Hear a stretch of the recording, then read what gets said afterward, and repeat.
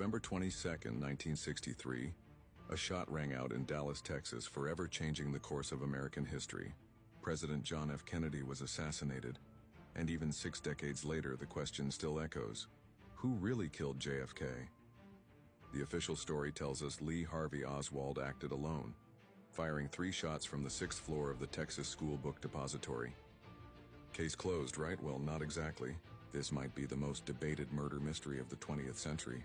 Let's dive into what we know, and more intriguingly, what we don't.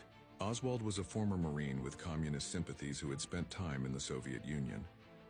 He was captured shortly after the assassination, but was himself murdered 2 days later by Jack Ruby, a local nightclub owner.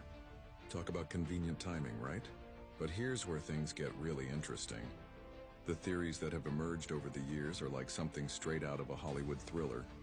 Some say it was the CIA, frustrated with Kennedy's handling of the Bay of Pigs invasion and his approach to Cuba. Others point to the mafia, angry about Robert Kennedy's crackdown on organized crime.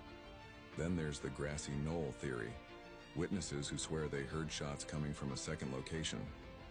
The fatal shot that struck Kennedy appeared to come from the front, yet Oswald was positioned behind the presidential motorcade.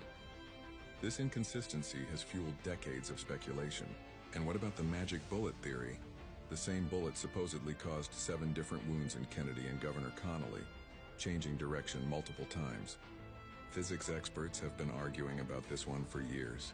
Even the House Select Committee on Assassinations concluded in 1979 that Kennedy was probably assassinated as a result of a conspiracy, though they couldn't definitively prove who was behind it. The thing is, we might never know the whole truth. Documents remain classified, witnesses have passed away, and evidence has been lost to time. But maybe that's why this mystery continues to captivate us. It reminds us that sometimes the biggest questions in history don't have simple answers. So who killed JFK? The answer might depend on who you ask, what evidence you believe, and which version of history you're willing to accept.